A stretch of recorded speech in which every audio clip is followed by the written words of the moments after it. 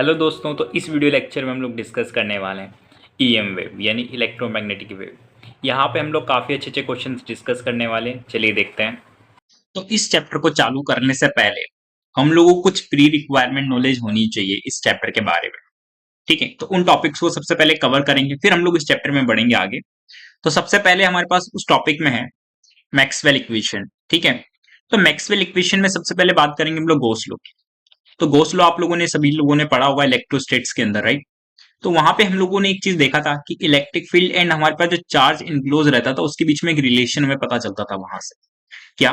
E dot D A का जो surface integral होता है वो हमारे पास क्या होता है, क्यू इनक्लोज, ठीक है, बाय एप्सिलॉन होता है। ठीक है, और ई डॉट ए का सरफेस इंटीग्रल क्या होता है, हमारे फ्लक्स होता है। तो मान लेते हैं हमारे पास कोई Q1 चार्ज है, ठीक है, और उसकी जो हमारे पास गॉसियन सरफेस बनाते हैं उसके लिए क्या बनाएंगे हम लोग, स्फेरिकल सरफेस बनाएंगे, राइट। अगर मान लीजिए हमारे पास कोई सिलेंड्रिकल होता, सिलेंडर होता, ठीक है, और वो हमारे पास पूरा का पूरा चार्ज से फिल होता, ठीक है, पूरा का पूरा चार्ज होता, तो उस कंडीशन में हम लोग क्या लिखते हैं, चार्ज डेंसिटी लिखते हैं, राइट। यानी कि हमारे पास चार्ज कितना है पर यूनिट वॉल्यूम, उससे हम लोग डिफाइन करते हैं इसकी चार्ज डेंसिटी। अगर यूनिफॉर्म है तो ये लिख देंगे, नॉन यूनिफॉर्म है तो कुछ गिवन होगा। ठीक है, बात करते हैं दोनों केसेस के अंदर। तो अगर हमारे पास चार्ज पॉजिटिव है तो रेडियली आउटवर्ड क्या होने वाला है, हमारे पास इलेक्ट्रिक फील्ड रहने वाला है, और सरफेस की क्या होगा, परपेंडिकुलर रहेगा। ठीक है, जो गॉसियन सरफेस हम लोगों ने मानी हुई है इमेजिनरी होती है ये, और एक ज्योमेट्रिकल सरफेस। ठीक है, मतलब उसकी हम लोग रेडियस बता सकते हैं, उसकी शेप हम लोग बता दे रहे हैं यहाँ पे। तो यानी कि हमारे पास इस केस के अंदर अगर मैं किसी आर दूरी पे जाके इलेक्ट्रिक फील्ड पता करना चाह रहा हूं तो हम लोग कैसे पता करेंगे। तो समझना, हमारे पास जो एरिया वेक्टर होता है वो क्या होता है, सरफेस के परपेंडिकुलर होता है और आउटवर्ड डायरेक्शन में होता है। ठीक है, तो यानी कि हम लोग यहाँ से डायरेक्ट लिख सकते हैं कि जो इलेक्ट्रिक फील्ड एंड हमारे पास एरिया वेक्टर है उसके बीच में एंगल कितना आ रहा है, यहाँ पे 0 डिग्री एंगल आ रहा है, राइट। तो यानी कि हम लोग जो सरफेस इंटीग्रल इसको ओपन करेंगे तो उसकी वैल्यू क्या आ जाएगी हमारे पास यहाँ से, ई का मैग्नीट्यूड, राइट, हमें डायरेक्शन तो पता ही है, और उसका एरिया कितना हो जाएगा यहाँ पे 4 पाई r स्क्वायर है, क्योंकि स्फेरिकल है, राइट, ऐसे स्क्वायर है। ठीक है, तो कितना हो जाएगा इसके वैल्यू, 4 पाई r स्क्वायर हो जाएगी, और ये हमारे पास किसके इक्वल है, Q1/एप्सिलॉन के इक्वल हो जाएगा, राइट। तो इसका मतलब क्या है, यहाँ पे इलेक्ट्रिक फील्ड हम लोग डायरेक्ट निकाल सकते हैं, तो इलेक्ट्रिक फील्ड की यहाँ से वैल्यू कितनी आ जाएगी निकल के, Q1/एप्सिलॉन 4 पाई r स्क्वायर। और आप लोगों ने एक चीज पढ़ी है, के हमारे पास क्या होता है, 1/4 पाई एप्सिलॉन होता है, राइट। तो यहाँ पे आप लोग देखो नीचे की तरफ डिनोमिनेटर में आप लोगों को वही बनता हुआ नजर आ रहा है। तो यहाँ से इलेक्ट्रिक फील्ड हमारे पास कितना निकल के आ गया, KQ/r स्क्वायर। जो कि आप लोग जानते भी हो किसी पॉइंट चार्ज के द्वारा इलेक्ट्रिक फील्ड किसी r डिस्टेंस पे कितना होता है, KQ/r स्क्वायर होता है। ठीक है, बात करते हैं कि यहाँ तो हम लोगों ने सरफेस क्या माना, किसी स्पेस के अंदर माना हुआ, ठीक है, कहीं पर भी माना हुआ है हम लोगों ने। क्या हम लोग किसी सॉलिड के अंदर भी मान सकते हैं क्या गॉसियन सरफेस को? बिल्कुल मान सकते हैं। तो सेकंड एग्जांपल में मैंने इसलिए बनाया है आप लोगों के लिए कि हम लोग उसके अंदर क्या मानने वाले हैं, यहाँ पे किसी सॉलिड के अंदर ही मानने वाले हैं, जहां पे चार्ज भी प्रेजेंट है, इसके बाहर भी चार्ज प्रेजेंट है, उसके अंदर भी चार्ज प्रेजेंट है। ठीक है, तब हमारे पास कैसे हम लोग इलेक्ट्रिक फील्ड फाइंड करते हैं, चलिए देखते हैं। तो यहाँ पे हमारे पास इस जो सिलेंडर है, ठीक है, उसके अंदर हमारे पास जो चार्ज डेंसिटी दे रखी है इसको हम लोग क्या लिखते हैं, रो से लिखते हैं, Q/V दे रखी है, राइट। तो मुझे किसी भी स्मॉल r डिस्टेंस पे मान लीजिए इलेक्ट्रिक फील्ड फाइंड करना है। तो सबसे पहले मैं यहाँ पे गॉसियन सरफेस हम लोग क्या मानते हैं, ज्योमेट्रिकल के अकॉर्डिंग मानेंगे, राइट। तो हमारे पास कैसे इजी रहेगा मानना, हम लोग यहाँ पे क्या करते हैं, एक r रेडियस का क्या मान लेते हैं, सिलेंडर मान लेते हैं। ठीक है, तो यहां तक का हम लोगों ने सिलेंडर मान लिया। ठीक है, electric field radially outward direction में रहेगा, राइट, इस तरीके से। तो सरफेस के क्या रहने वाला है, परपेंडिकुलर रहने वाला है, तो हमें एंगल की जरूरत नहीं है किसी भी केस में कंसीडर करने की, क्योंकि 0 डिग्री एंगल रहने वाला है। ठीक है, यहां से इलेक्ट्रिक फील्ड कितना पास हो रहा होगा, 0 पास हो रहा होगा, क्योंकि सारे के सारे रेडियली आउटवर्ड है, इस तरीके से नहीं है। ठीक है, तो यानी इलेक्ट्रिक फील्ड वहां से 0 है तो उसका एरिया कंसीडर करने की जरूरत हमें नहीं है। ठीक है, तो सबसे पहले बात करते हैं इस वाले की। तो यहाँ पे हमारे पास इलेक्ट्रिक फील्ड तो है, तो इसका एरिया क्या होगा, सिलेंडर का एरिया क्या होता है, कर्व्ड सरफेस एरिया आप लोगों ने निकाला होगा बचपन में, तो 2 पाई RL आता है, राइट। 2 πr l। एल के हमारे पास इसकी लेंथ रहने वाली है ये वाली, तो वो हमारे पास किसके इक्वल होगा, इस चार्ज के अंदर, इसके अंदर पूरा टोटल चार्ज कितना है इस बार, क्यू इनक्लोज कितना है।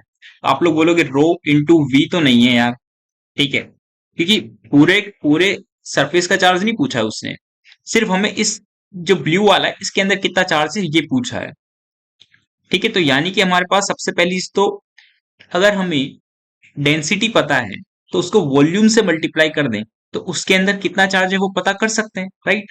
तो यानी कि रो इनटू, हम लोग सिर्फ इसका जो ब्लू वाला है उसका वॉल्यूम से मल्टीप्लाई करने वाला है, तो उसका वॉल्यूम कितना हो जाएगा हमारे पास, पाई स्मॉल आर स्क्वायर, ठीक है, कैपिटल नहीं लिख रहा हूं स्मॉल लिख रहा हूं, ठीक है, small R square into L. तो ये हमारे पास क्या हो जाएगा, क्यू इनक्लोज की वैल्यू हो जाएगी, ठीक है। तो यानी कि हमारे पास जो पहले रो कितना था हमारे पास यहाँ पे, आप लोग बोलोगे क्यू जो भी चार्ज रहेगा पूरे के अंदर, और जो वॉल्यूम था मतलब पूरी डेंसिटी अगर मैं निकालना चाहूं तो वो कितना होता है हमारे पास 4 पाई कैपिटल आर स्क्वायर के इक्वल रहेगा रो की वैल्यू, ठीक है। बट अगर हमें क्यू इनक्लोज निकालना है तो वो कितना हो जाएगा, रो इंटू जितना सा हम लोगों ने वॉल्यूम लिया हुआ है, ठीक है, उतना लेंगे ताकि हम लोग क्यू इनक्लोज मिल जाए।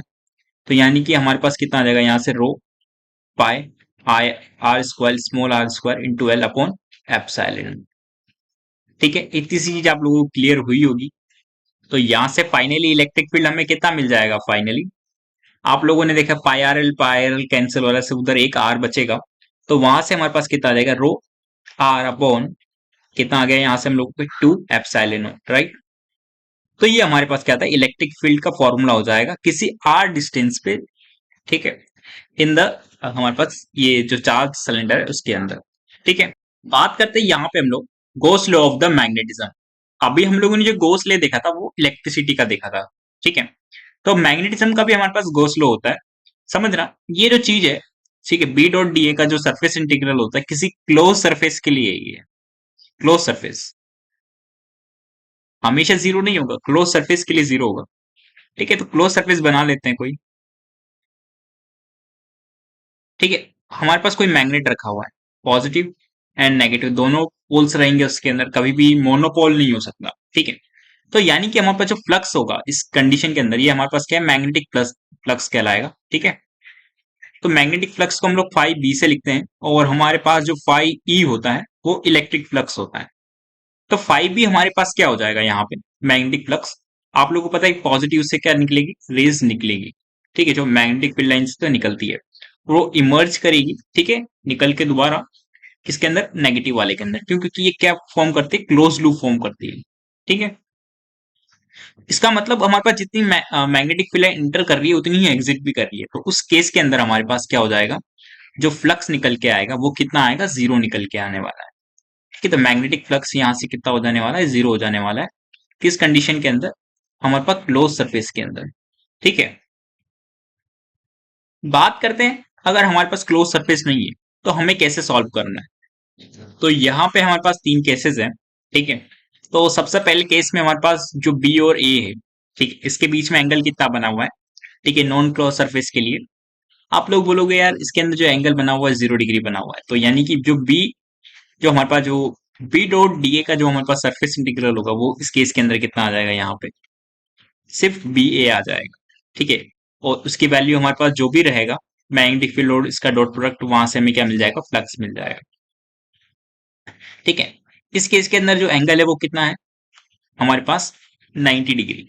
तो उस केस के अंदर में हमारे पास फ्लक्स क्या रहने वाला है, जीरो रहने वाला है। तो एक चीज समझना, फ्लक्स सिर्फ क्लोज सरफेस के लिए जीरो नहीं है, जब थीटा और हमारे पास 0 डिग्री हो जाएगा, सॉरी 90 डिग्री हो जाएगा थीटा, ठीक है, जब थीटा हमारे पास क्या हो जाएगा, 90 डिग्री हो जाएगा, ठीक है, एरिया और हमारे पास बी के बीच में, तब भी हमारे पास फ्लक्स क्या रहता है, जीरो रहता है, ठीक। तो ऐसा क्वेश्चन आ सकता है कि क्या हमारे पास जब फ्लक्स रहता है किसी क्लोज सरफेस से, वो जीरो हो सकता है क्या, बिल्कुल हो सकता है, ठीक है, हमेशा जीरो रहेगा क्लोज सरफेस के। बट क्या ओपन सरफेस के अंदर भी हमारे पास मैग्नेटिक फ्लक्स, ठीक है, जीरो हो सकता है क्या, बिल्कुल हो सकता है। कब, जब उसके बीच में कितना डिग्री एंगल हो, 90 डिग्री का एंगल, ठीक है। बात करते हैं अगर मान लीजिए बी और हमारे पास ए वेक्टर के बीच में थीटा डिग्री एंगल है, उस केस के अंदर कितना हो जाएगा, बी ए कॉस थीटा हमारे पास क्या रह जाने वाला है, फ्लक्स रह जाने वाला है, ठीक है।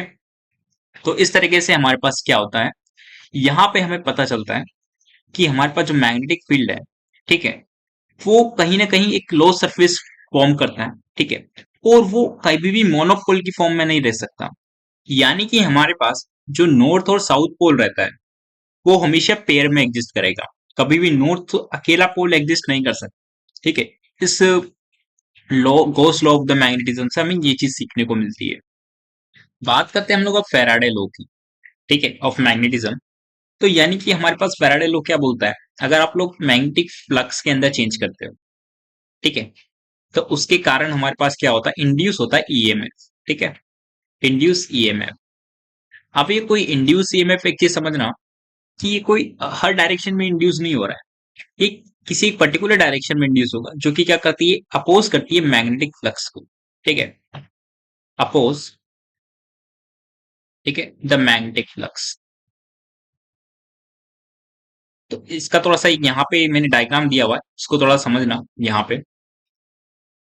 तो आप लोग यहाँ पे क्या नोटिस कर रहे हो कि यहाँ पे हमारे पास जो मैग्नेटिक फील्ड लाइंस होगी वो अंदर की तरफ होगी। तो यानी कि हमारे पास ये सिस्टम क्या करेगा, अपोज कर रहा होगा मैग्नेटिक फील्ड लाइंस को।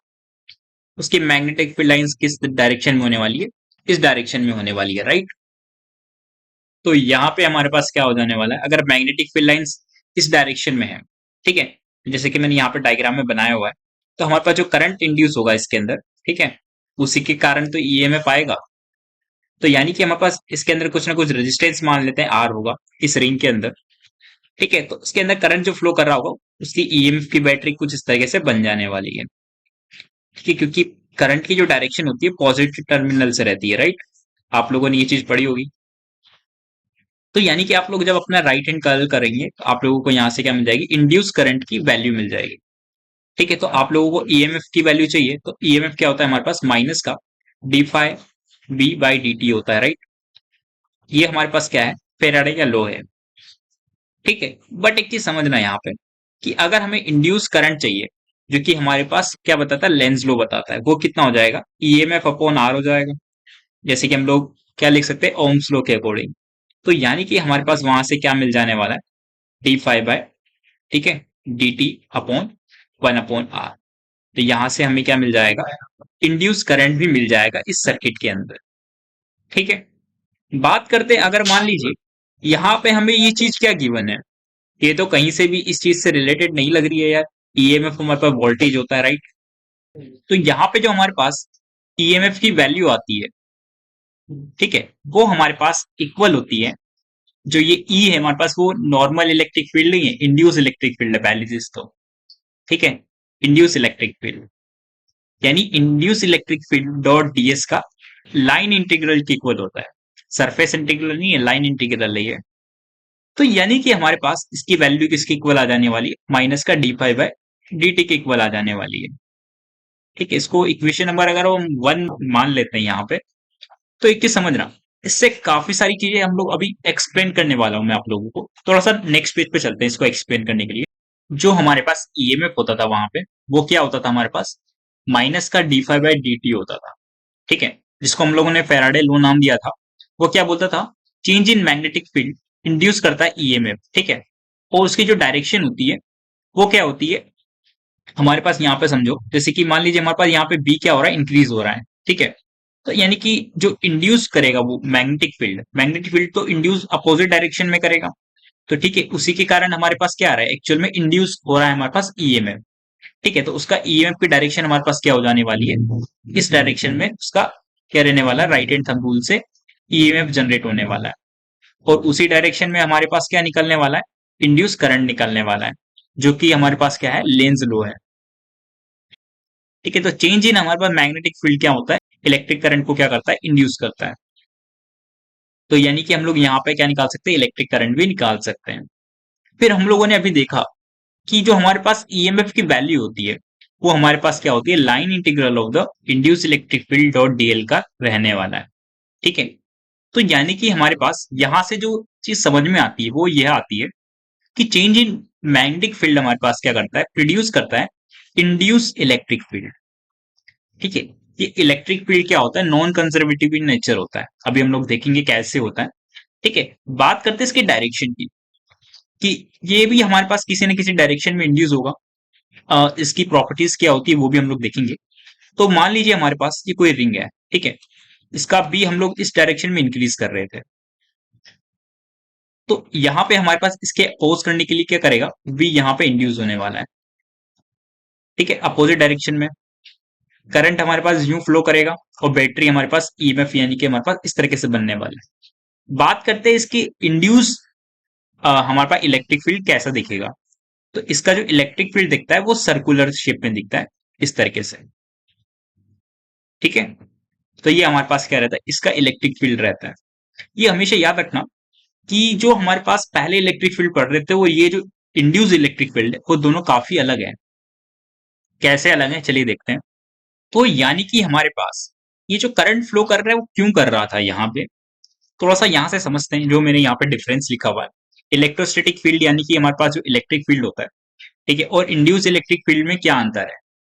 ठीक है, दोनों में फोर्स की वैल्यू क्यू ई होगी हमारे पास, ठीक है, दोनों का जो मल्टीपल होता है। जैसे कि मान लीजिए हमारे पास कोई पॉजिटिव चार्ज है क्यू, ठीक है, इस तरफ पे हमारे पास इलेक्ट्रिक फील्ड लगा हुआ है। तो यानी कि हमारे पास अगर इस पे फोर्स निकालना है तो हमारे पास क्या होता है, क्यू ई होता है, राइट।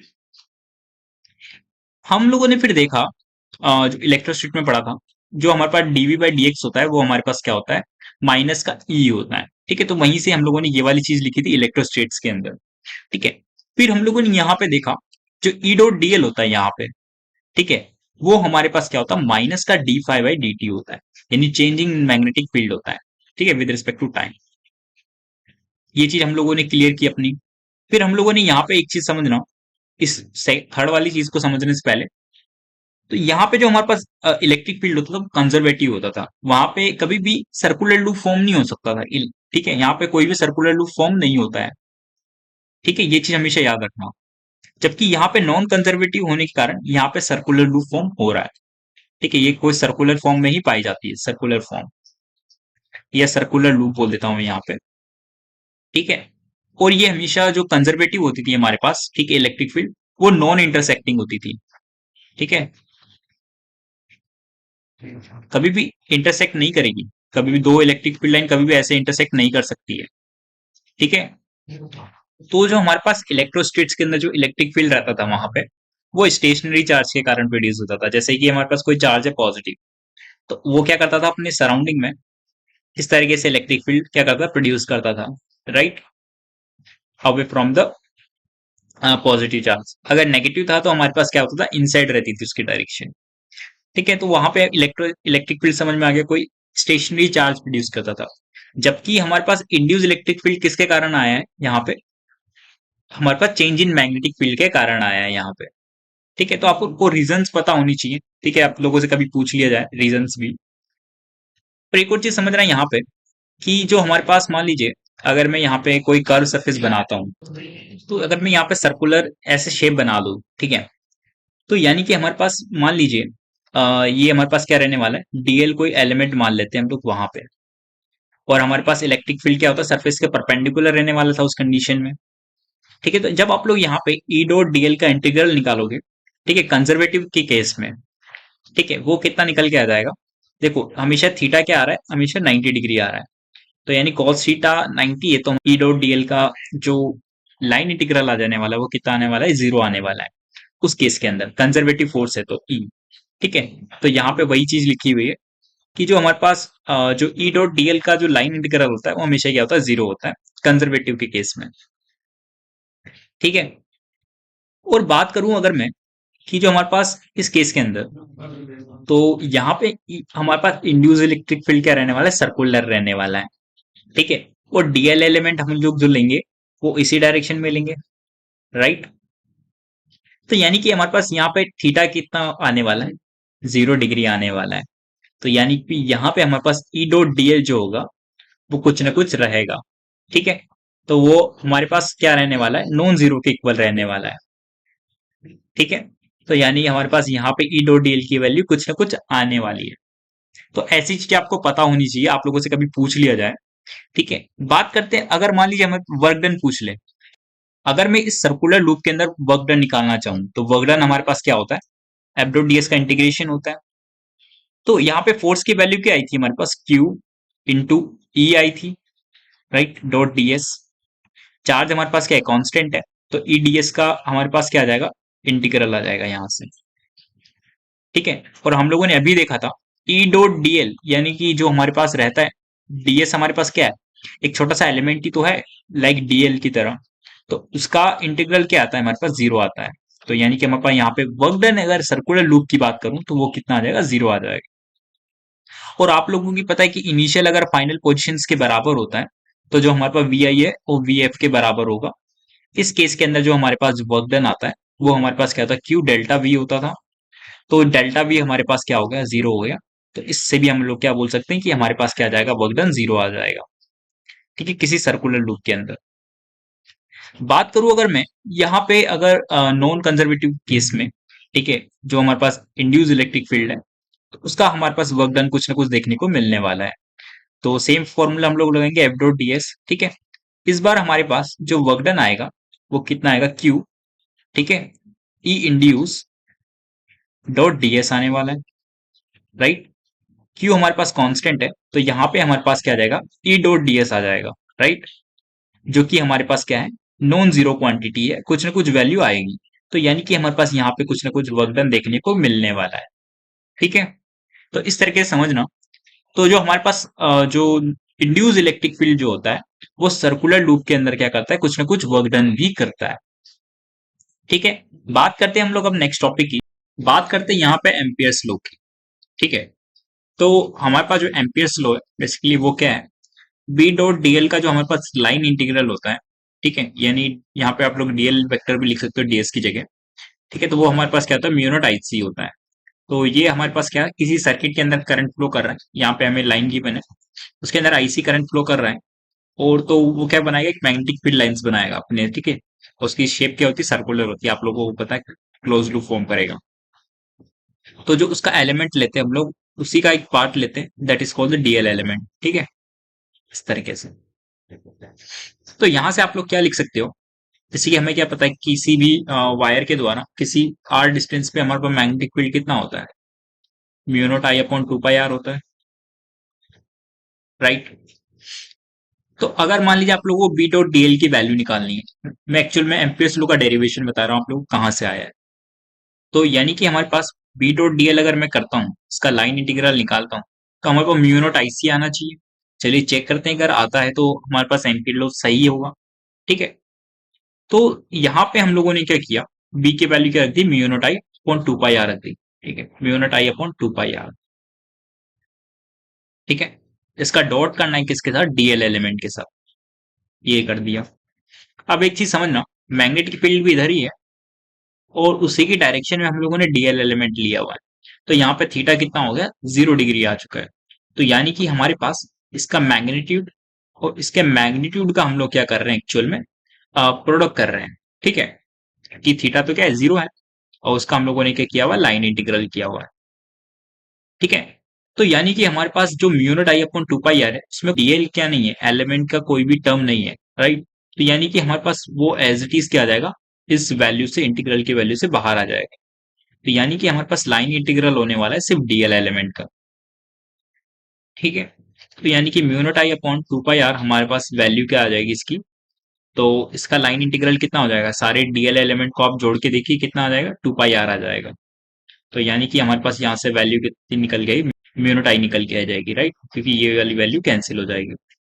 तो यानी कि हमारे पास बी डॉट डीएल का जो लाइन इंटीग्रल है, उसकी वैल्यू कितनी आ गई, म्यू नॉट आई आ गई।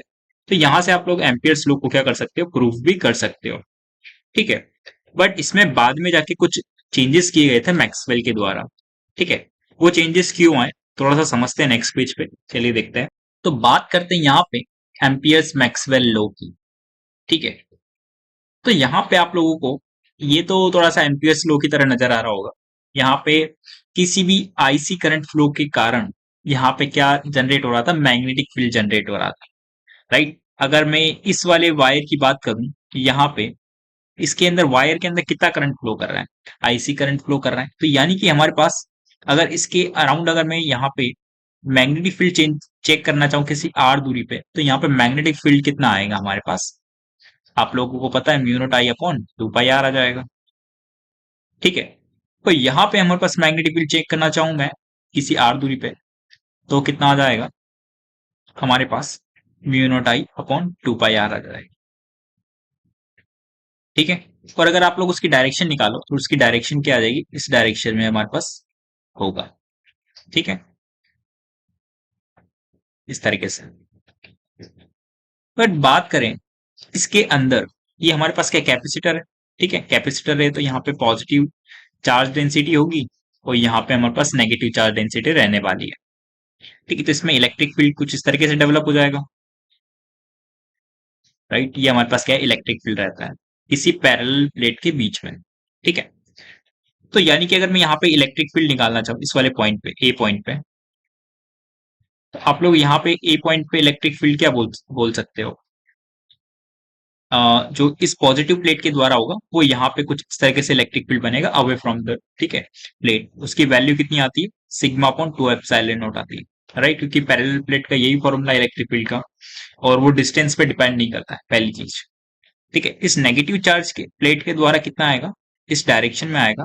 ठीक है, इलेक्ट्रिक फील्ड, और उसका मैग्नीट्यूड भी क्या रहेगा, सेम रहने वाला है। ठीक है, तो इसके द्वारा क्या पता चल चुका है हम लोगों को कि ये दोनों अपोजिट एंड इक्वल हमारे पास क्या है, इलेक्ट्रिक फील्ड है, तो एक दूसरे को कैंसिल कर देंगे। तो यानी कि हमारे पास इस केस के अंदर इलेक्ट्रिक फील्ड कितने आ जाने वाला है, 0 आ जाने वाला है बाहर। ठीक है, बात करते हैं यहाँ पे। तो देखो यहाँ पे मैं दोनों क्या कर रहा हूँ, स्टेडी स्टेट की बात कर रहा हूँ यहाँ पे अभी के लिए।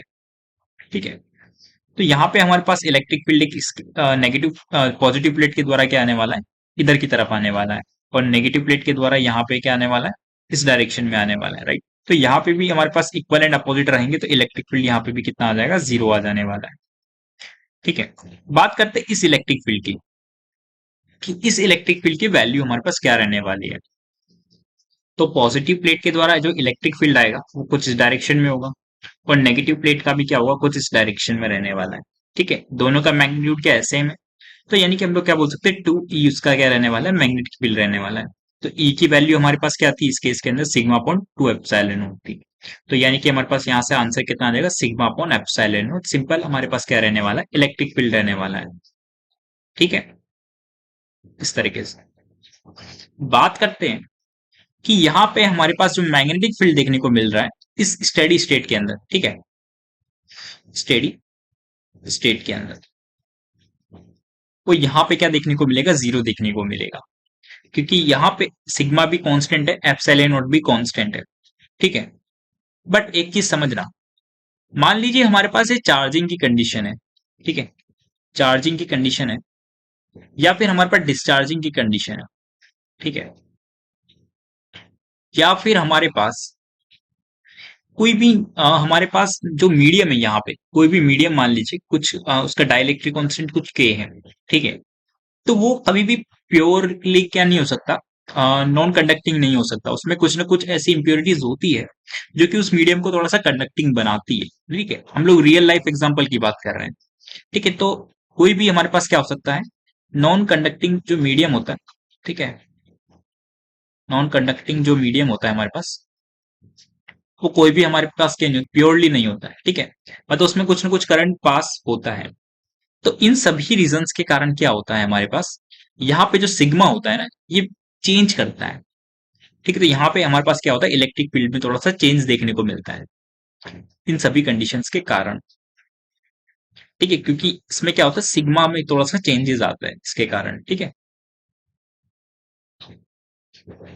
तो यानी कि हमारे पास यहाँ पे क्या होने वाला है, इलेक्ट्रिक फील्ड में थोड़ा सा चेंज देखने को मिलने वाला है, जैसे कि हमारे को मैक्सवेल ने नोटिस किया था। तो यहाँ पे क्या हुआ, इलेक्ट्रिक फील्ड में जैसे ही चेंज आया, तो यहाँ पे हमारे पास जो बी था वो हमारे पास क्या आ चुका है, नॉन जीरो आ चुका है। किस केस के अंदर, यहाँ पे। ठीक है, मैं इस वाले केस की बात कर रहा हूँ। ठीक है, तो यानी कि हमारे पास अगर बी नॉन जीरो है तो वो उसकी वैल्यू क्या है, हमें क्वेश्चन वाला पूछ लेगा यार उसकी वैल्यू क्या है, तुम लोग वैल्यू बताओ। ठीक है, तो मैक्सवेल ने उसकी यार वैल्यू सोची कि यार इलेक्ट्रिक फील्ड चेंज होने के बाद वहां पे मैग्नेटिक फील्ड में चेंज कैसे आ सकता है। ठीक है, हम लोगों ने अभी तो देखा था कि मैग्नेटिक फील्ड में अगर चेंज करते हैं तो इलेक्ट्रिक फील्ड इंड्यूस हो रहा था। बट यहाँ पे हम लोगों ने इलेक्ट्रिक फील्ड में चेंज किया है, क्या मैग्नेटिक फील्ड बन सकता है क्या उसके द्वारा? तो यहां से वही रिजल्ट निकला कि इलेक्ट्रिक फील्ड से भी हम लोग क्या बना सकते हैं, मैग्नेटिक फील्ड इंड्यूस कर सकते हैं। ठीक है, तो यानी कि यहाँ पे हम लोगों ने जो चीज नोटिस की कि यहां से इलेक्ट्रिक फील्ड में चेंज करने से मैग्नेटिक फील्ड इंड्यूस हो चुका था। ठीक है, इसी से चालू होती है हमारे पास ईएम वेव की कहानी। ईएम वेव कैसे बनी है एक्चुअल में, यहां से आप लोगों को पता चलेगा। उससे पहले थोड़ा सा देखते हैं कि यहाँ पे हमारे पास मैग्नेटिक फील्ड की वैल्यू क्या आने वाली है। ठीक है, तो हमारे पास जो करंट होता है वो क्या होता है, dq बाई dt होता है, राइट। और आप लोगों को पता है कि इलेक्ट्रिक फील्ड मेरा क्या कर रहा है, वेरी कर रहा है, उसी के कारण तो मैग्नेटिक फील्ड आया था, जैसे कि हम लोगों ने भी बोला। तो यहां से हम लोग इलेक्ट्रिक फील्ड की वैल्यू निकालते हैं। तो इलेक्ट्रिक फील्ड हमारे पास कितना आ रहा है, सिग्मा अपॉन एप्सिलॉन नॉट आ रहा है उसके अंदर। ठीक है, तो यानी सिग्मा क्या होता है, चार्ज पर यूनिट एरिया होता है, राइट। तो charge upon area epsilon not ये आने वाला है। तो यहां से हम लोग चार्ज की वैल्यू रखें तो चार्ज की वैल्यू क्या आ जाएगी हमारे पास, यहां से चार्ज की वैल्यू कितनी आ गई, एप्सिलॉन। ठीक है, ये आ जाएगी, ये आ जाएगी हमारे पास चार्ज की वैल्यू निकल के। तो मैंने यहाँ पे चार्ज की वैल्यू रख दी। ठीक है, तो यहाँ पे हमारे पास क्या मिल जाने वाला है, एप्सिलॉन नॉट ए जो हमारे पास है, जो कांस्टेंट वैल्यू मैंने बाहर ले ली। तो यहां से हमें क्या मिल गया, डीई बाय dt मिल गया। ठीक है, तो यानी कि हमारे पास एक चीज समझना यहां से कि अगर मान लीजिए मैं इस ए को अभी बाहर ना रख के अंदर ही रखूं, ठीक है, तो ये हमारे पास क्या है, आप लोग बोलोगे इलेक्ट्रिक फ्लक्स क्या हो रहा है, हमारे पास चेंज हो रहा है टाइम के साथ। ठीक है, तो यानी कि हमारे पास क्या लिख सकते हैं, इसको D phi E by D T भी लिख सकते हैं। ठीक है, आई की वैल्यू, तो इसको हम लोगों ने नाम दिया डिस्प्लेसमेंट करंट। ठीक है, तो यहां से हमारे पास डिस्प्लेसमेंट का करंट की कहानी चालू होती है। ठीक है, तो आप सोच रहे होंगे यहाँ पे कि यहाँ पे तो हमारे पास नॉन कंडक्टिंग मीडियम बताया जा रहा था जिसमें से करंट फ्लो नहीं हो सकता है। ठीक है, बट हम लोगों ने अभी यहाँ पे देखा कि नॉन कंडक्टिंग कभी भी प्योरली नहीं होता है। ठीक है, उससे थोड़ा सा करंट फ्लो करेगा ही करेगा, और वो यूनिफॉर्मली फ्लो करता है। ठीक है, तो हमारे पास जो आईडी होता है वो किसके कारण आया, चेंज इन इलेक्ट्रिक फील्ड के कारण आया। ठीक है, और वो यूनिफॉर्मली डिस्ट्रीब्यूटेड होता है ओवर एरिया। ठीक है, यूनिफॉर्मली डिस्ट्रीब्यूटेड ओवर एरिया। ये कुछ पॉइंट आप लोगों को पता होनी चाहिए। बात करते हैं यहाँ पे आईडी तो हमें मिल चुका है। ठीक है, तो यहाँ पे हम लोग क्या कर देंगे, म्यू नोट तो हमारे पास था ही, जो हमारे पास आई था पहले आईसी था, अब वहां पे एक और टर्म आ चुकी है आईडी। ठीक है, तो आईडी की वैल्यू हम लोगों ने यहाँ पे रख दी है इस तरीके से। ठीक है, बात करते हैं, तो अब हम लोग इसकी बात करते हैं यहाँ पे। ठीक है, ये हमारे पास कैपेसिटर है। ठीक है, कैपेसिटर में जो हमारे पास आउटसाइड करंट फ्लो कर रहा था वो कितना था, आईसी था।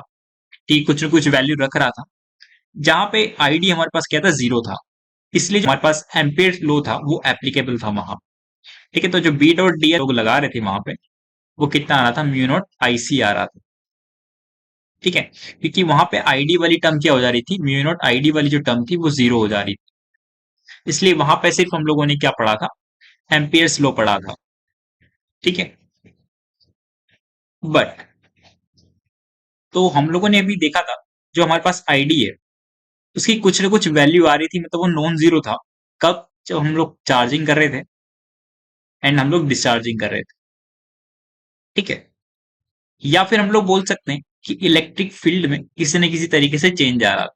ठीक है, इलेक्ट्रिक फील्ड चेंजेस। ठीक है, फिर हम लोगों ने देखा कि आईसी भी हमारे पास नॉन जीरो हो सकता है। ठीक है, कब हो सकता है, जब हमारे पास क्या हो, थोड़ा सा कंडक्शन हो रहा। ठीक है, कंडक्शन किसके कारण होता है, मीडियम के कारण कंडक्शन होता है, मतलब हमारे पास क्या है, नॉन इंसुलेटिंग मीडियम हो। ठीक है, नॉन इंसुलेटिंग मीडियम गिवन, यानी उससे कुछ न कुछ करंट फ्लो कर रहा होगा, क्योंकि कोई भी परफेक्टली क्या नहीं होता, कभी भी इंसुलेटिंग नहीं होता है, राइट। तो उस केस के अंदर हम लोग क्या बोल सकते हैं, अगर हम लोग मैक्सवेल एम्पियर्स लॉ लगाएं यहाँ पे, तो यानी कि यहाँ पर बी डॉट डीएल क्या आ जाने वाला है, mu not IC plus ID आ जाने वाला है।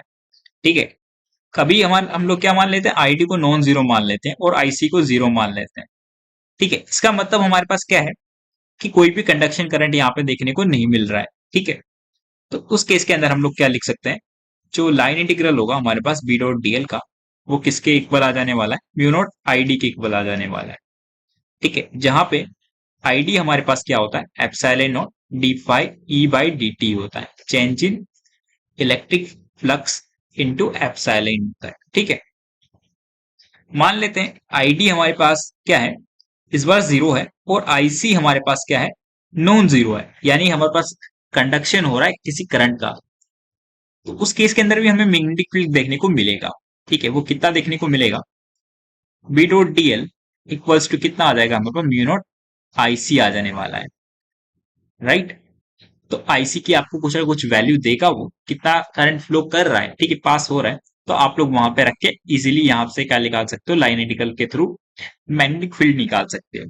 ठीक है, मान लेते हैं हम लोग दोनों के दोनों ही हमारे पास क्या है, नॉन जीरो है, यानी कि हमारे पास इलेक्ट्रिक फील्ड भी वेरी कर रहा है और कंडक्शन भी हो रहा है किसी करंट का। तो उस केस के अंदर हमारे पास जो बी डॉट डीएल की जो वैल्यू आ जाने वाली है, वो कितनी आ जाने वाली है, mu not IC plus ID आ जाने वाली है। ठीक है, तो यहां से आप लोग वैल्यूज रख दोगे, आप लोगों को उसकी मैग्नेटिक फील्ड की वैल्यू मिल जाएगी जब आप लोग उसका लाइन इंटीग्रल कर दोगे। बात करते हैं यहाँ पे इस क्वेश्चन की। तो यहाँ पे हमें पैरेलल प्लेट कैपेसिटर गिवन है। ठीक है, इसका हमें एरिया गिवन है, एरिया कितना है हमारे पास यहाँ पे 6 सेंटीमीटर स्क्वायर गिवन है। ठीक है, इसके बीच का सेपरेशन भी हमें गिवन है, सेपरेशन हमारे पास 6 mm है। ठीक है, और यहाँ पे हमें वोल्टेज गिवन है जो कि हमारे पास क्या कर रहा है, वेरी कर रहा है। ठीक है, साइनसोइडली। तो यहाँ पे हमें वोल्टेज गिवन है 36 साइन, ठीक है, 10³ 3 वोल्ट गिवन है। ठीक है, इस तरीके से हमें यहाँ से डिस्प्लेसमेंट करंट की वैल्यू पूछी है, तो काफी इजी क्वेश्चन है। आईडी हमारे पास क्या होता था, epsilon naught D phi E by D T होता था। राइट, जहां पे हम लोग अगर इलेक्ट्रिक फ्लक्स की वैल्यू रखें, ठीक है, तो वो हमारे पास क्या होता है, ई डॉट ए होता था वहां पे।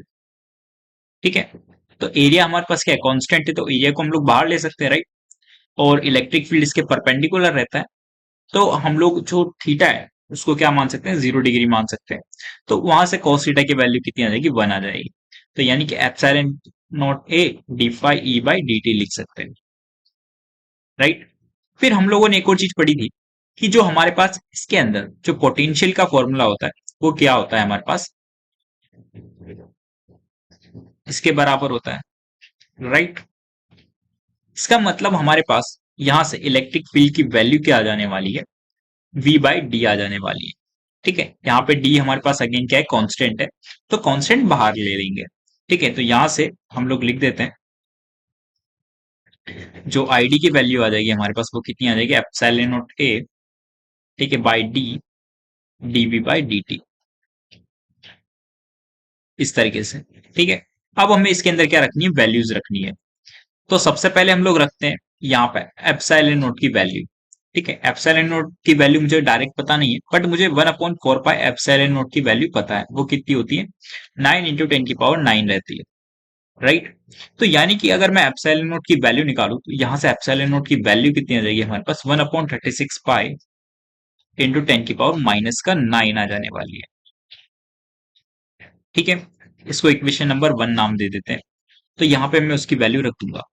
बात करते हैं यहाँ पे, देखो इन सभी को हम लोगों को किस में रखना है, मीटर में रखना है, क्योंकि हमारे पास जो स्टैंडर्ड यूनिट्स होती है वो मीटर के अंदर होती है। ठीक है, तो यानी कि हमारे पास जो एरिया आएगा यहाँ पे क्या दे रखा है, सेंटीमीटर स्क्वायर में गिवन है, तो इसको मीटर में कन्वर्ट करना पड़ेगा। ठीक है, तो यहाँ से आईडी की वैल्यू कितनी आ गई, सबसे पहले एप्सिलॉन नॉट की वैल्यू मैं रख देता हूँ यहाँ पे। एप्सिलॉन नॉट की वैल्यू हमारे पास ये आ चुकी है। ठीक है, एरिया हमारे पास क्या है, कितना है हमारे पास, 6 × 10⁻⁻⁴ चला जाएगा। इसका सेपरेशन कितना है, 6 mm है, मीटर में कन्वर्ट करने के लिए यहाँ पे कितना आ जाएगा हमारे पास, 6 × 10⁻³ मीटर आ जाने वाली है। राइट, फिर हम लोग बात करते हैं डीवी बाई डी टी की। तो यहाँ पे हम लोग डीवी बाई डी टी निकाल लेते हैं। ठीक है, तो सबसे पहले हमारे पास जो 36 था वो एज इट इज रहेगा। ठीक है, साइन 10⁻³ का डिफ्रेंशिएशन करेंगे तो कितना आ जाएगा, कॉस 10⁻³ आ जाएगा, और 10⁻³ का डिफ्रेंशिएशन कितना चला जाएगा, 10⁻³ चला जाएगा। ठीक है, तो यहाँ से डीवी बाई डी टी की वैल्यू भी हमें मिल चुकी है फाइनली। तो यानी कि हमारे पास यहाँ पे कितना वैल्यू आ जाएगा, 36 इंटू, ठीक है, कॉस 10⁻³ इंटू 10⁻³ चला जाएगा इस तरीके से। ठीक है, जब आप लोग इसको सॉल्व करोगे तो आप लोगों को यहां से क्या वैल्यू मिल जाने वाली है, 100। ठीक है, किस किस को मैंने सॉल्व कर चुका हूं 100 के लिए। जब आप लोग इन तीनों को सॉल्व करोगे तो आप लोगों को क्या मिल जाने वाला है, 100 मिल जाने वाला है। फिर आप लोग जब इसको और इसको सॉल्व करोगे तो 36 कैंसिल हो जाएगा। ठीक है, और 6 से 6 भी कैंसिल हो जाने वाला है। तो यहाँ पे हमारे पास क्या टर्म बचने वाली है, कॉस 10⁻³ बच जाने वाली है, और नीचे पाई बचा हुआ है, इंटू 10⁻−9 बचा हुआ है।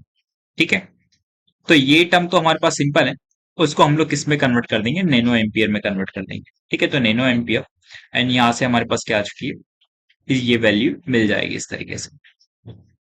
ठीक है, तो ऑप्शन नंबर ए हमारे पास क्या हो जाएगा, इस तरीके से करेक्ट आंसर हो जाएगा। ठीक है, बात करते हैं हम लोग अब नेक्स्ट टॉपिक की। तो बात करते हैं हम लोग अब इलेक्ट्रोमैग्नेटिक वेव। ठीक है, अब आप लोगों का इंतजार खत्म हो चुका है, अब ढिंडोरा पीट दीजिए कि अब हम लोग ईएम वेव पढ़ने वाले हैं। ठीक है, तो सबसे पहले बात करेंगे हम लोग कि इलेक्ट्रोमैग्नेटिक वेव बनती कैसे, सोर्स क्या है। ठीक है, तो सबसे पहले सोर्स की बात करें तो मैक्सवेल ने एक चीज कहा था। ठीक है, मैक्सवेल ने क्या कहा कि कोई भी हमारे पास जो चार्ज होता है ना, अगर वो एक्सकलरेट करता है, ठीक है, एक्सकलरेट या डी एक्सकलरेट करता है, तो वो क्या करता है, रेडिएट करता है ईएम वेव। यानी कि इलेक्ट्रोमैग्नेटिक वेव को क्या करता है, वो रेडिएट करता है। ठीक है, तो एक चीज समझना कि कोई भी चार्ज पार्टिकल है, जैसे कि फॉर एग्जांपल आप लोगों ने एटॉमिक स्ट्रक्चर में देखा होगा। ठीक है, कि कोई भी हमारे पास इलेक्ट्रॉन अगर कोई रिवॉल्व करता है, ठीक है, तो यहाँ पे उसकी डायरेक्शन क्या हो रही है, वेलोसिटी की डायरेक्शन क्या हो रही है, चेंज हो रही है, तो उसके कारण कुछ ना कुछ एक्सकलरेशन होगा इस इलेक्ट्रॉन का। एक्सकलरेशन मान लेते हैं dv/dt है। तो यानी कि वो कुछ ना कुछ क्या कर रहा होगा, अपनी एनर्जी को रेडिएट कर रहा होगा, यानी ईएम वेव को क्या कर रहा होगा, प्रोड्यूस कर रहा होगा या रेडिएट कर रहा है। ठीक है, तो उसकी काइनेटिक एनर्जी में क्या आ जाने वाली है, कमी आ जाने वाली है। क्यों, क्योंकि कुछ जो इलेक्ट्रोमैग्नेटिक वेव होती है कुछ ना कुछ एनर्जी क्या करती है, कैरी करती है, राइट। तो अगर आप लोग एनर्जी रेडिएट करोगे तो उसकी काइनेटिक एनर्जी में क्या आ जाएगी, कमी आ जाएगी। तो इसका मतलब हमारे पास क्या हो जाने वाली है, ये थोड़ा सा नजदीक चले जाने वाला है। ठीक, ऐसे करते करते करते करते क्या हो जाएगा, ये एक दिन न्यूक्लियस के अंदर ही जाके डंप हो जाएगा। फिर हमें बोर ने एक स्टेटमेंट दिया था, ठीक है, कि जो इलेक्ट्रॉन्स रहते हैं वो डिस्क्रीट एनर्जी ऑर्बिटल्स में ही क्या करते हैं, मूव करते हैं। ठीक है, और वो अपनी एनर्जी को क्या नहीं करते, रेडिएट नहीं कर सकते। ठीक है, अगर उसको अपनी एनर्जी की ऑर्बिटल्स को चेंज करना है तो हमें जो एनर्जी क्या करनी पड़ेगी, सप्लाई करनी पड़ेगी बाहर से। ठीक है, ये चीज आप लोगों को पता होगी, बोर ने कही थी ये बात। फिर बात करते हैं हम लोग किसी एक कुछ सेकेंड एग्जांपल की, जहां पे हम लोगों को देखने को मिलता है ईएम वेव का रेडिएशन इमिट होते हुए दिखने को मिलता है। जैसे कि मान लीजिए कोई इलेक्ट्रॉन्स है, ठीक है, कोई हमारे पास हायर एटॉमिक वाला एलिमेंट है, ठीक है, इसका जेड काफी ज्यादा है, लाइक 36 से ज्यादा है, तो उसके सराउंडिंग में क्या होंगे, काफी सारे इलेक्ट्रॉन्स रहेंगे, राइट। इस तरीके से इलेक्ट्रॉन्स काफी ज्यादा रहने वाले हैं। तो जब आप लोग इस इलेक्ट्रॉन को इस पे बम्बार्ड कराओगे, ठीक है, तो क्या करने वाला है, इलेक्ट्रॉन से इलेक्ट्रॉन रिपल्शन देखने को मिलेगा। तो ये यहां से क्या करने वाला है, अपनी डायरेक्शन को चेंज करने वाला है। ठीक है, तो इसी के कारण क्या होता है, ये इलेक्ट्रॉन डी एक्सकलरेट करेगा। तो यानी कि हमारे पास इसकी काइनेटिक एनर्जी में क्या आ जाने वाली है, कमी आ जाने वाली है। और यहां से हमें क्या देखने को मिलती है, ईएम वेव रेडिएट होती हुई दिखती है। और यहाँ पे ये दोनों अपोजिट डायरेक्शन में इसलिए बनाया गया है क्योंकि यहाँ पे क्या होता है, मोमेंटम कंजर्वेशन भी देखने को मिलता है। ठीक है, मोमेंटम कंजर्वेशन।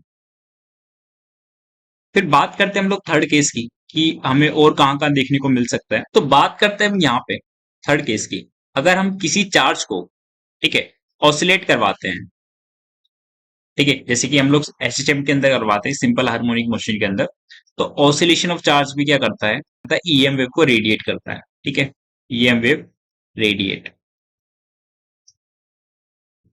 ठीक है, तो यहां से भी हमें क्या देखने को मिलता है, ईएम वेव रेडिएशन देखने को मिलता है। ठीक है, बात करते हैं हम लोग अब यहाँ पे nature of the electromagnetic wave का, चलिए देखते हैं। तो बात करते हैं इस डायग्राम की, ये काफी सारी बुक्स में आप लोगों ने देखा होगा, तो इसका थोड़ा सा पोस्टमार्टम करते हैं हम लोग। ठीक है, तो सबसे पहले कुछ चीजें माननी होती है यहाँ पे। ठीक है, कि जो हमारे पास जो वेव है वो किस डायरेक्शन में ट्रेवल कर रही है, जेड एक्सिस में ट्रेवल कर रही है, प्रोपेगेशन डायरेक्शन। तो यानी कि हमारे पास जो इलेक्ट्रिक फील्ड है वो किस डायरेक्शन में है? हमारे पास एक्स एक्सिस के अलोंग है। और जो हमारे पास मैग्नेटिक फील्ड है वो अलोंग क्या है, वाई एक्सिस है। तो यानी कि ई एक्स को हम लोग क्या लिख सकते हैं यहाँ पे, ई नोट। ठीक है, साइनोसोडल फंक्शन बना देते हैं हम लोग यहाँ पे, क्योंकि साइनोसोडल वेव है। तो यहाँ कितना आ जाएगा हमारे पास, के इंटू, देखो जो प्रोपेगेशन डायरेक्शन होती है ना, उसको हम लोग यहाँ पे लिखते हैं के जेड माइनस ओमेगा टी। ठीक है, और यहां से मैग्नेटिक फील्ड कितना आ जाएगा, B Y B naught sine. ठीक है, और यहां पे हम लोग क्या लिखेंगे, के जेड, ठीक है, माइनस ओमेगा टी। ये चीज आपको पता होनी चाहिए। फिर बात करते हैं थोड़ी सी प्रॉपर्टीज की। ठीक है, कि आप लोगों को जो बेसिक प्रॉपर्टीज पता होनी चाहिए कि हमारे पास जो इलेक्ट्रिक फील्ड रहता है एंड मैग्नेटिक फील्ड रहता है, ठीक है, वो दोनों क्या होते हैं, आपस में परपेंडिकुलर होते हैं। तो यानी कि हमारे पास ई डॉट जब आप लोग बी करोगे, ठीक है, वो कितना आने वाला है, जीरो आने वाला है, क्योंकि थीटा कितना है हमारे पास, 90 डिग्री है। ठीक है, और एक और चीज समझना यहां से कि यहाँ पे अगर आप लोग किसी डायरेक्शन को पता करना चाह रहे हो, किस डायरेक्शन में उनके पास क्या कर रही है, ईएमएफ ट्रेवल कर रही है, तो उसके लिए हम लोगों ने एक तरीका बनाया हुआ है, that is called the Poynting vector. ठीक है, पॉइंटिंग वेक्टर क्या है, थोड़ा समझना हो। पॉइंटिंग वेक्टर को एस वेक्टर से रिप्रेजेंट किया जाता है। इसकी डायरेक्शन क्या होती है, जिस डायरेक्शन में वेव ट्रेवल कर रही थी उस डायरेक्शन में होता है, और इसकी वैल्यू होती है E vector cross B vector upon mu naught. ठीक है, तो आप लोग अपनी, अगर आप लोग अपने राइट हैंड थंब रूल को घुमाओगे तो आप लोगों को इसकी क्या मिल जाने वाली है, वैल्यू मिल जाएगी। जैसे कि आप लोग इसको इस तरफ कर्ल करोगे तो हमारे पास क्या आ जाने वाली है, ये डायरेक्शन आ जाने वाली है किसकी, प्रोपगेशन ऑफ वेव की। ठीक है, तो पॉइंटिंग वेक्टर के बारे में आपको थोड़ा सा पता होना चाहिए। ठीक है, बात करते हैं यहाँ पे। तो हमारे पास जो के की वैल्यू होती है वो कितनी होती है, 2 पाई बाय लैम्डा होती है, राइट। और हमारे पास v इक्वल्स टू क्या होता है, म्यू लैम्डा होता है। और थर्ड चीज आप लोग कुछ चीजें पता होनी चाहिए। ठीक है, के वी इक्वल्स टू क्या होता है, हमारे पास ओमेगा होता है। ठीक है, अगर मैं ईएम वेव की बात करूं तो v इक्वल्स टू क्या आ जाएगा, सी हो जाएगा। वेलोसिटी किसके बराबर होती है, लाइट की स्पीड के बराबर होती है। ठीक है, तो यानी कि हम लोग यहाँ पे क्या लिख सकते हैं, इस जगह पे c equals to mu lambda लिख सकते हैं, और के सी इक्वल्स टू ओमेगा लिख सकते हैं। ठीक है, और फिर हमें एक और चीज पता होनी चाहिए कि जो 2 पाई एफ होता है हमारे पास, वो क्या होता है, ओमेगा होता है। ठीक है, और इसको हम लोग क्या लिख सकते हैं, 2 पाई बाय टी भी लिख सकते हैं। तो ये कुछ बेसिक फॉर्मूले जो आपको आनी ही चाहिए। तो नेक्स्ट पॉइंट है हमारे पास यहाँ पे कि जो ईएम वेव होती है, ठीक है, वो electric field and magnetic field से क्या होती है, अनअफेक्टेड रहती है। ठीक है, उस पर कोई भी असर नहीं पड़ेगा। अगर आप लोग उसको इलेक्ट्रिक फील्ड से निकालो, मैग्नेटिक फील्ड से निकालो, वो एज इट इज रहने वाली है, डिफ्लेक्ट नहीं होगी। ठीक है, बात करते हैं कि इसके अंदर क्या होती है। हमें पता है कि कोई भी ना कोई एनर्जी स्टोर रहती है, राइट। तो इलेक्ट्रिक फील्ड के अंदर जो हमारे पास एनर्जी स्टोर रहती है पर यूनिट वॉल्यूम, ठीक है, तो वो एनर्जी किसके इक्वल होती है, हमारे पास half epsilon not E square के इक्वल होती है। ठीक है, और हमारे पास energy per unit volume in the magnetic field कितनी स्टोर होती है, आप लोगों को पता होगा, B square upon 2 mu not के इक्वल होती है। यानी हमारे पास जो total energy per unit volume आने वाली है वो कितनी आने वाली है, यहां से half epsilon not E square plus B square upon 2 epsilon naught आने वाली, राइट। क्योंकि दोनों का सम ही तो होगा, क्योंकि इलेक्ट्रिक फील्ड के अंदर जो एनर्जी स्टोर रहेगी और मैग्नेटिक फील्ड के अंदर जो एनर्जी स्टोर रहेगी उसी का तो सम होगा हमारे पास। ठीक है, total energy per unit volume है। तो यहाँ पे एक चीज समझना, जो हमारे पास मैग्नेटिक फील्ड होता है, ठीक है, वो क्या होता है हमारे पास, बी बाय सी होता है। ठीक है, तो एक फॉर्मूला ये वाला इंपॉर्टेंट है, और दूसरा फॉर्मूला जो आपको पता होना चाहिए वो लाइट की स्पीड का फॉर्मूला पता होना चाहिए, mu naught upon epsilon naught. ठीक है, उसका अंडर रूट, ये वाला। तो जब आप लोग इसके अंदर वैल्यू रखोगे तो आप लोगों को यहां से पता चलेगा कि जितनी इलेक्ट्रिक फील्ड के अंदर एनर्जी स्टोर रहती है ना, उतनी ही मैग्नेटिक फील्ड के अंदर भी एनर्जी स्टोर रहती है। ठीक है, तो यहां से half epsilon not E square की वैल्यू किसके इक्वल होती है, हाफ एप्सिलॉन नॉट, ठीक है, half B square upon mu not के इक्वल होती है। ठीक है, जब आप लोग इसके अंदर इस वैल्यूज को पुट कर दोगे तो आपको ये चीज मिल जाएगी। तो यानी कि हमारे पास जो total energy per unit volume store हो जाएगी वो कितनी हो जाएगी, epsilon not E square upon, ठीक है, 1 के इक्वल हो जाने वाली है, या फिर हम लोग बोल सकते हैं B square upon mu not के इक्वल हो जाने वाली है, ठीक है, total energy per unit volume. तो ये कुछ चीजें जो आपको पता होनी चाहिए यहाँ पे, ठीक है। बात करते हैं इसी बेस्ड कुछ क्वेश्चंस की, चलिए देखते हैं। तो यहाँ पे हमें क्या क्वेश्चन गिवन है, बी वाई यानी कि मैग्नेटिक फील्ड में गिवन है, ठीक है, और उसकी जो यूनिट होती है वो क्या होती है, टेस्ला होती है। तो यहाँ पे हमारा बी नोट की वैल्यू क्या गिवन है, 2 × 10⁻⁷ गिवन है।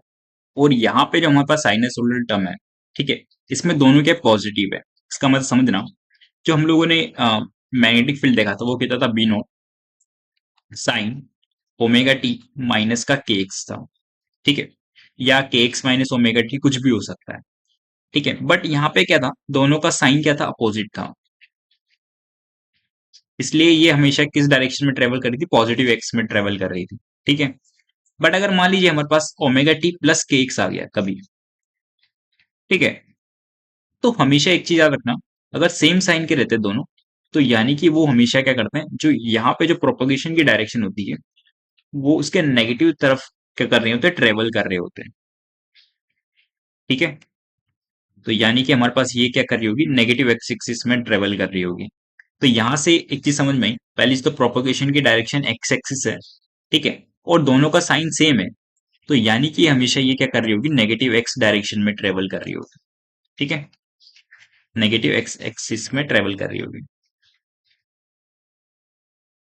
तो ये चीजें आप लोगों को पता होनी चाहिए, कैसे पता करना होता है, ठीक है।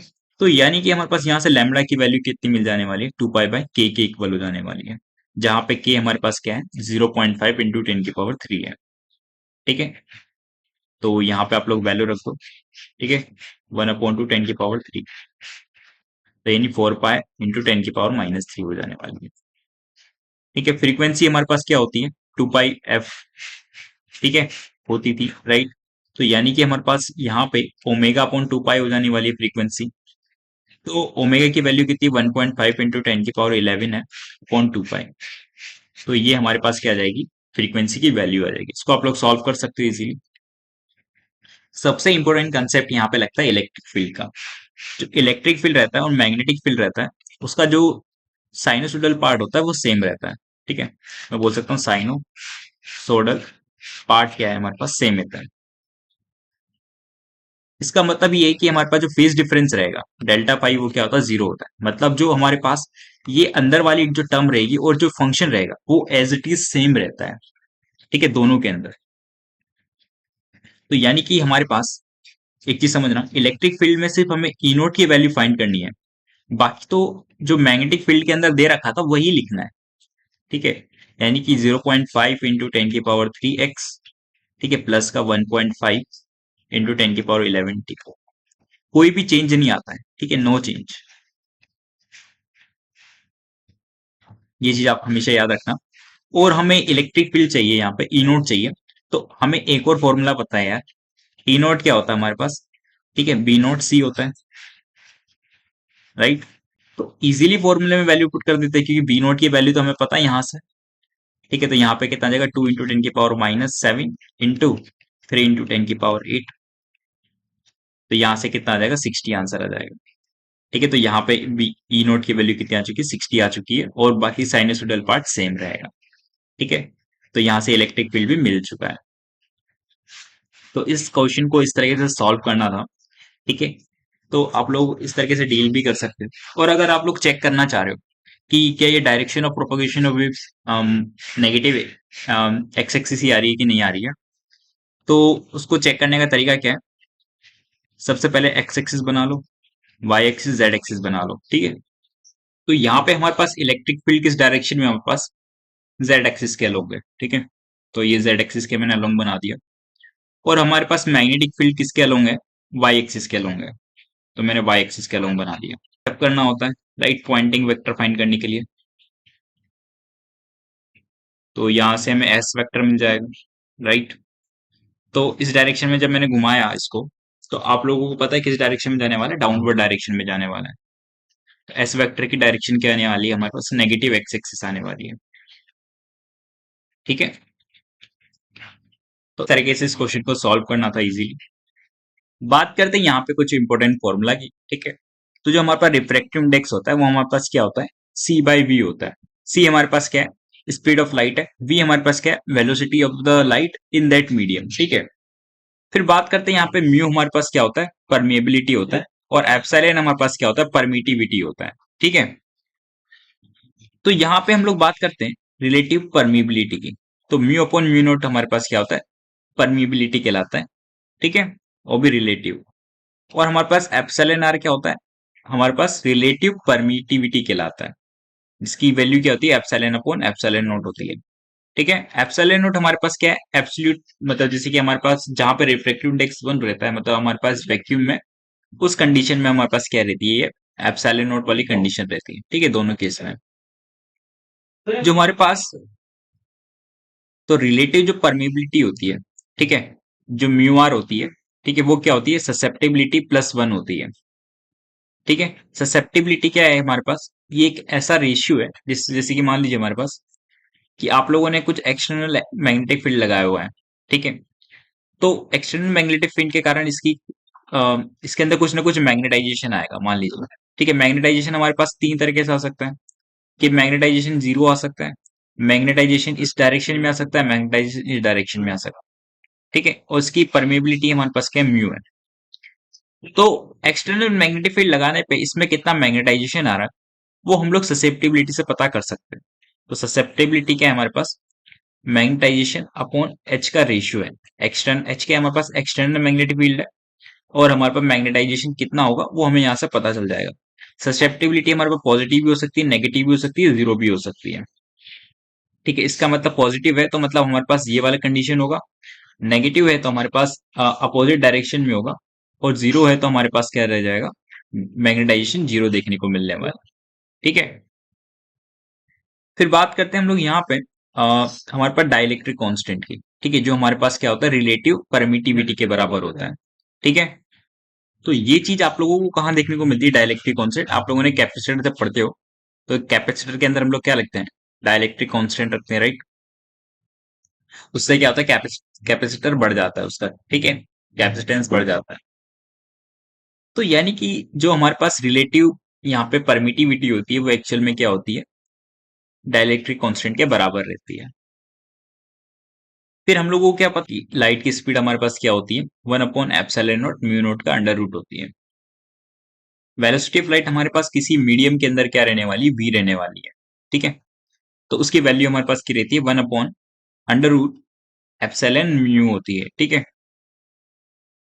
तो हमें रिफ्रैक्टिव इंडेक्स की वैल्यू क्या पता, कि सी अपॉन वी होती है। तो जब हम लोग यहाँ पे रखेंगे एप्सिलॉन अपॉन एप्सिलॉन नॉट और म्यू अपॉन म्यू नॉट की जो वैल्यू आ जाएगी हमारे पास क्या आ जाएगी, किस वाले फॉर्मूले से, ठीक है, क्या आ जाएगी, एप्सिलॉन आर म्यू आर हो जाएगी उसका अंडर रूट, ठीक है। तो ये काफी इंपॉर्टेंट रिजल्ट है, आप लोगों को पता होना चाहिए ये चीज, ठीक है। कुछ क्वेश्चंस में डायरेक्टली लगाया जाता है ये। चलिए देखते हैं इसी में बेस्ट कुछ क्वेश्चंस।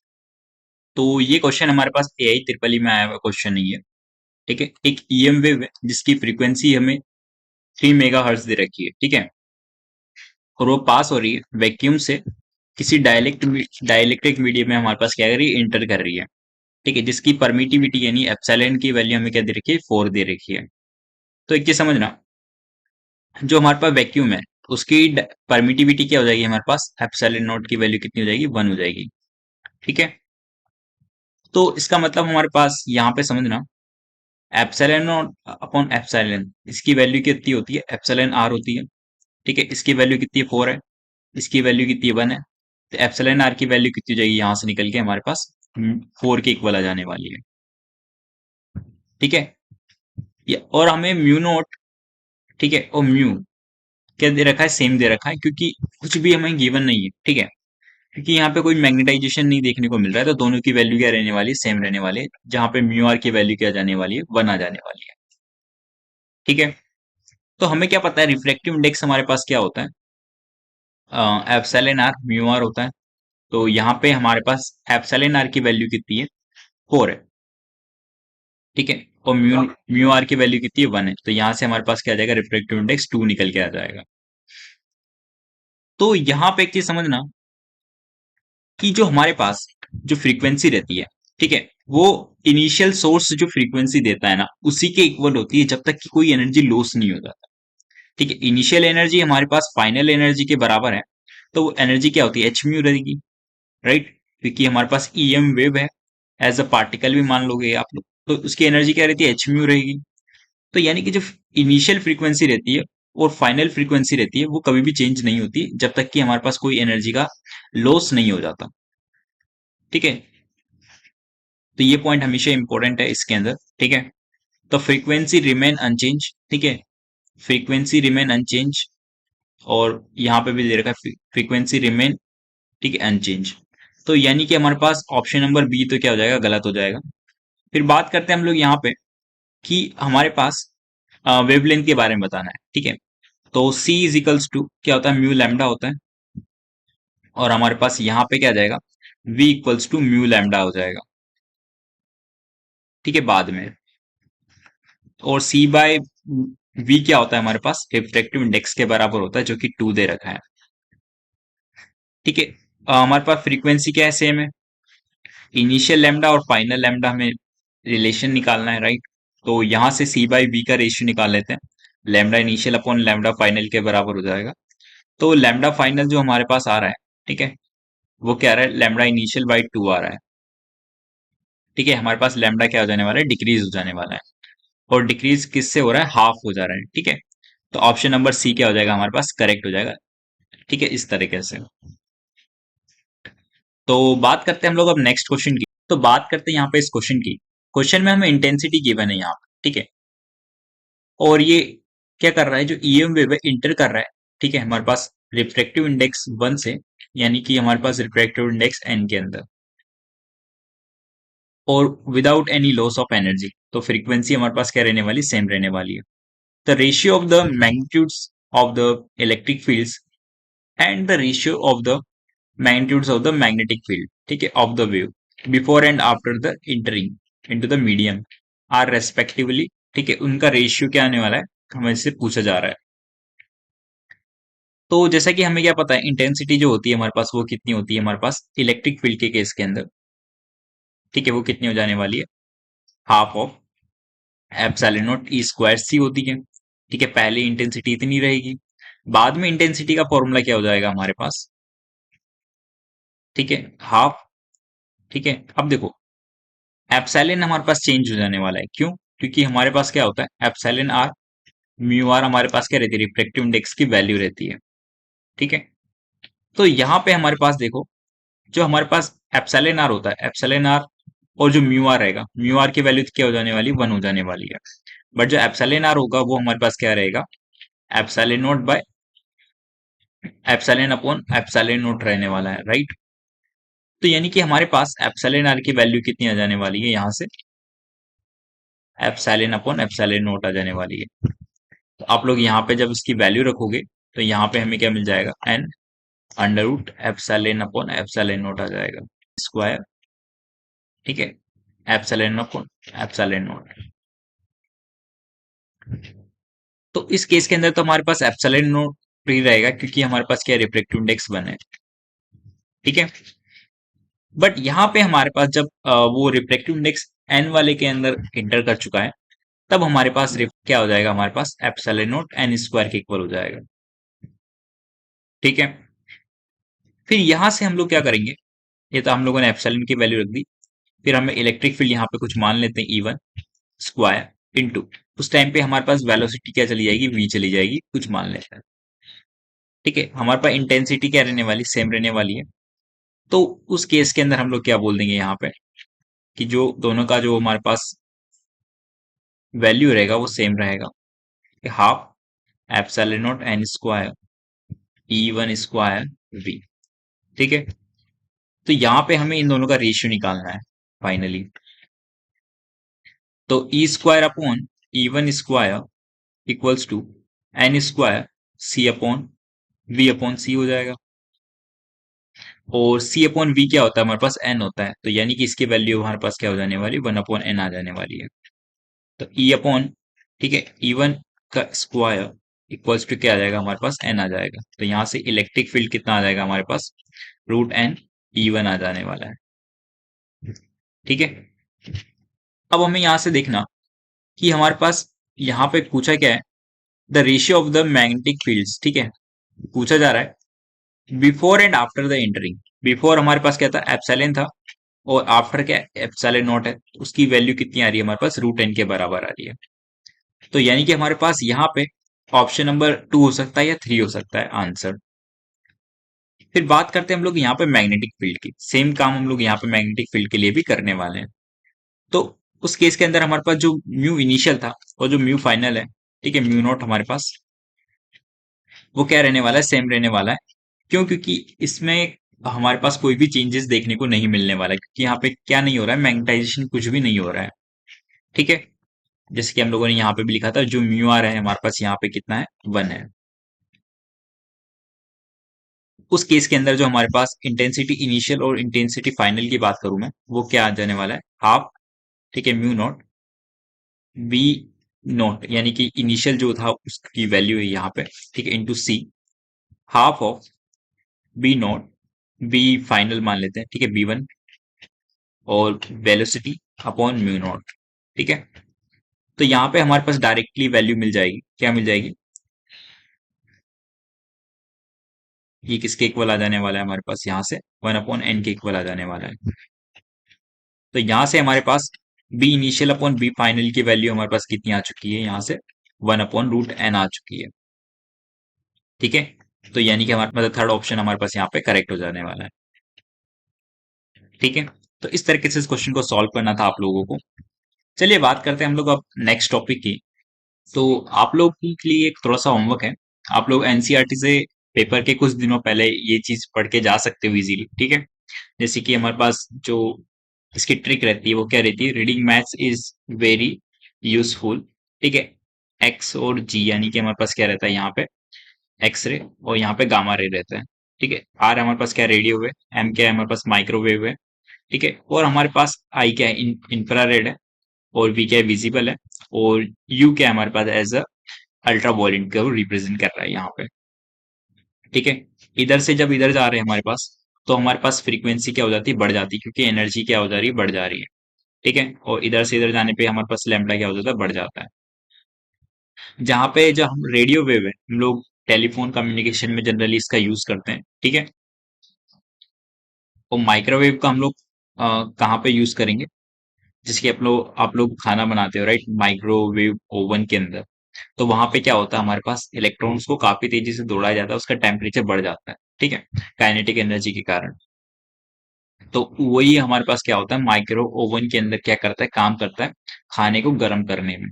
ठीक है, इंफ्रारेड हमारे पास जैसे भी कोई भी गर्म चीज होती है ना, ठीक है, उसको, जैसे कि हमारे पास कोई भी गर्म चीज है, तो वो इंफ्रारेड क्या कर रही होगी, रिलीज कर रही होगी।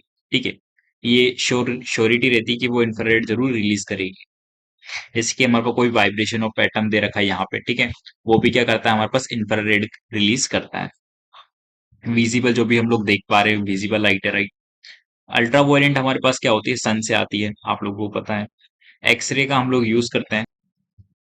ठीक है, इसका यूज हम लोग कहाँ पे करते हैं, जो हमारे पास डायग्नोस्टिक टूल्स होते हैं उसके अंदर हम लोग मेडिसिन का उसमें यूज करते हैं एक्सरे का। और as a treatment of the cancer भी इसका यूज किया जाता है। ये क्या कहता है, जो सेल्स रहते हैं कैंसर वाले, उनको क्या कहते हैं, डैमेज कर देता है। ठीक है, उस पार्ट को। गामा रे हमारे पास क्या होती है, जो रेडियो एक्टिव डिकेज होते हैं, ठीक है, उसमें हमारे पास क्या होता है, गामा रे जो न्यूक्लियस में हमारे पास शेल्स रहती है। ठीक है, न्यूक्लियस के अंदर शेल्स रहती है, उसके अंदर भी हमें क्या देखने को मिलता है, जब ट्रांजिशंस होते हैं उसके अंदर, न्यूक्लियस के अंदर, तो वहां पे हमें क्या देखने को मिलता है, emission of the gamma ray देखने को मिलता है। ठीक है, तो वो सब चीज आपको पता रहनी चाहिए। फिर बात करते हैं थोड़ा सा इंफ्रारेड की। इंफ्रारेड हमारे पास जो रिमोट्स रहते हैं, ठीक है, जो आप लोग चलाते हो रिमोट्स, और आप लोगों ने जो सेंसिटिव हमारे पास वो रहते हैं, क्या बोलते हैं, सेंसर्स रहते हैं। कुछ सेंसर्स, उसमें कुछ जो लाइट जलती रहती है छोटी छोटी, वो भी हमारे पास क्या करती है, इंफ्रारेड पे ही काम करती है एक्चुअल में। ठीक है, तो इस तरीके से आप लोग ये टॉपिक्स को कवर कर लेना खुद से एक बार एनसीईआरटी पढ़ के, पेपर के 1-2 दिन पहले। ठीक है, और आप लोगों का ये क्या हो जाएगा, कवर हो जाएगा इस तरीके से। ठीक है, मैंने काफी सारे क्वेश्चंस आप लोगों को डिस्क्रिप्शन बॉक्स में डाल दिए हैं, तो उसको आप लोग चेक कर लीजिएगा। ठीक है, तो बाय बाय इस लेक्चर के लिए। मिलते हैं नेक्स्ट लेक्चर में, जो कि हमारे पास सरफेस टेंशन में रहने वाला है। Thank you.